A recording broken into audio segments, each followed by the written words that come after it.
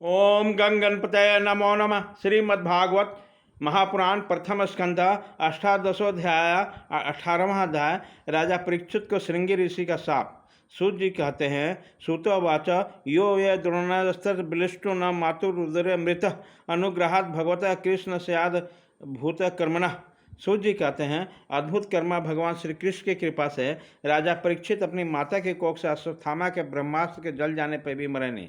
जिस समय ब्राह्मण के सांप से उन्हें डसने के लिए तक्षक आया, उस समय प्राण नाश के महान भय से भी भयभीत नहीं हुए, क्योंकि उन्होंने अपना चित्त भगवान श्री कृष्ण के चरणों में समर्पित कर रखा था। उन्होंने सबकी आसक्ति छोड़ दी। गंगा तट पर जाकर जब श्री सुखदेव जी से उपदेश ग्रहण किया और इस प्रकार भगवान के स्वरूप जानकर अपने शरीर को त्याग दिया। जो लोग भगवान श्री कृष्ण की लीला कथा कहते हैं, उस कथनामृत को पान करते हैं और उन दोनों साधनों के द्वारा उनके चरण कमलों का स्मरण करते हैं, उन्हें अंत काल में भी मोह नहीं होता। जब तक पृथ्वी पर अभिनंदन महाराज परीक्षित सम्राट रहे, तब तक चारों ओर व्याप्त हो जाने पर भी कलयुग का कुछ प्रभाव नहीं किया था। वैसे तो जिस दिन और जिस क्षण श्री कृष्ण ने पृथ्वी का परित्याग किया, उसी समय पृथ्वी में अधर्म का मूल कारण कलयुग आ गया। भ्रमर के समाज सारग्राही सारा सम्राट परीक्षित कलयुग से कोई द्वेष नहीं रखते हैं, क्योंकि इसमें एक बहुत बड़ा गुण है कि पुण्य कर्म तो संकल्प मात्र से ही फलीभूत हो जाते हैं, परंतु पाप कर्म का फल शरीर करने से ही मिलता है, संकल्प मात्र से नहीं। यह भेड़िए के समान बालक के प्रति सूरवीर और धीर पुरुष के लिए बड़ा भीरू है। यह प्रमादी मनुष्य को अपने बस में करने के लिए सदा सावधान रहता है। शौनक आदि ऋषियों, आप लोगों को तो मैंने भगवान के कथा से युक्त राजा परीक्षित का पवित्र चरित्र सुनाया।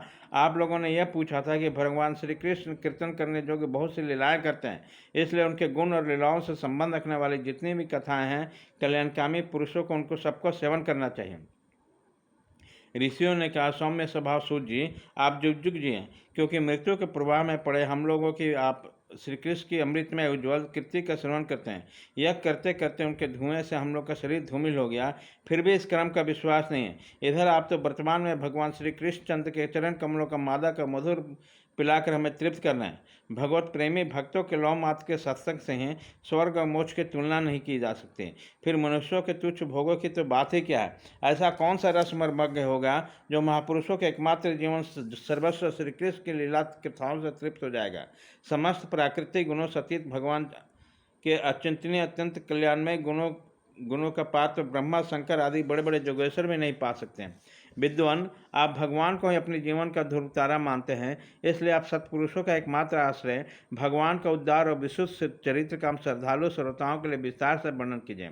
भगवान के परम प्रेमी महाबुद्धि परीक्षित ने श्री सुखदेव जी को उपदेश दिए हुए जिस ज्ञान से मोक्ष रूपी भगवान के चरण कमलों को प्राप्त हुआ, आप कृपा करके उसी ज्ञान और परीक्षित के परम उपख्यान का वर्णन कीजिए, क्योंकि उससे कोई बात छिपा कर नहीं कही गई है और भगवत प्रेम का अद्भुत योग निष्ठा का निरूपण किया गया है। उसके पद पद पर भगवान श्री कृष्ण की लीलाओं का वर्णन हुआ होगा। भगवान के प्यारे भक्तों को ऐसा प्रसंग सुनने में बड़ा रस मिलता है। सूत जी कहते हैं, अहो, विलोम जाति में उत्पन्न होने पर महात्माओं को सेवा करने के कारण आज हमारा जन्म सफल हो गया, क्योंकि महापुरुषों के साथ बातचीत करने मात्र से ही नीच कुल में उत्पन्न होने की मनोव्यथा शीघ्र ही मिट जाती है। फिर उन लोगों की बातें क्या है जो सत्पुरुषों के एकमात्र आश्रय भगवान का नाम लेते हैं। भगवान की शक्ति अनंत है। वास्तव में उनके गुणों के अत्यंतता के कारण उन्हें अनंत कहा गया है। भगवान गुणों की संपत्ति भी जब भी कोई नहीं कर सकता, तब उनसे बढ़कर तो कोई हो ही नहीं सकता।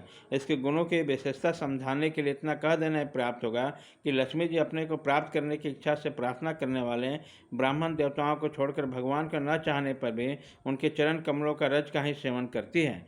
ब्रह्मा जी ने भगवान के चरणों का प्रदक्षिण करते हुए जो जल समर्पित किया था, वहीं उन चरण नखों से निकलकर गंगा जी के रूप में प्रवाहित हुआ। यह जल महादेव देव जी के सहित सारे जगत को पवित्र करता है। ऐसी अवस्था में त्रिभुवन में श्री कृष्ण के अतिरिक्त भगवान शब्द का दूसरा और क्या अर्थ हो सकता है। जिनके प्रेम को प्राप्त करके धीर पुरुष बिना किसी हिचक के देह गए हाथी की दृढ़ आसक्ति को छोड़ देते हैं और उस अंतिम परमहंस आश्रम को स्वीकार करते हैं, जिसमें किसी को कष्ट न पहुंचाना और सब और से उपशांत हो जाना ही स्वधर्म होता है। सूर्य के समान प्रकाशमान महात्माओं, आप लोगों ने मुझसे जो कुछ पूछा वह मैं अपने समझ के अनुसार सुनाता हूँ। जैसे पक्षी अपने शक्ति के अनुसार आकाश में उड़ते हैं, वैसे ही विद्वान लोग भी अपनी अपनी बुद्धि के अनुसार ही श्री कृष्ण का लीला का वर्णन करते हैं। एक दिन राजा परीक्षित धनुष लेकर वन में शिकार खेलते गए। वो हरिणों के पीछे दौड़ते दौड़ते थक गए। उन्हें बड़े जोर की भूख और प्यास लगी। तब कहीं और कोई जलाशय नहीं मिला। तब वो पास ही ऋषि के आश्रम में घुस गए। उन्होंने देखा कि वहाँ आंखें बंद करके शांत भाव से एक मुनि आसन बैठे हैं। इंद्रिया, प्राण, मन और बुद्धि के निरुद्ध हो जाने से वो संसार से ऊपर उठ गए थे। जागृत, स्वप्न, सुषुप्ति तीनों अवस्थाओं से रहित निर्विकार ब्रह्म रूपीय तुरीय पद में स्थित थे। उनके शरीर बिखरी हुई जटाओं से और कृष्ण मृग चर्म से ढका हुआ था। राजा परीक्षित ने ऐसी अवस्था में उनसे जल मांगा, क्योंकि प्यास से उनका गला सूखा जा रहा था। जब राजा को वहां बैठने के लिए तिनका का आसन भी नहीं मिला, तो किसी ने उन्हें भूमि पर बैठने का भी नहीं कहा। अर्घ्य और आदर की मीठी बातें तो कहाँ से मिलती। तब अपने आप को अपमानित सा मानकर वह क्रोध के बस हो गए। भाग 1 खत्म।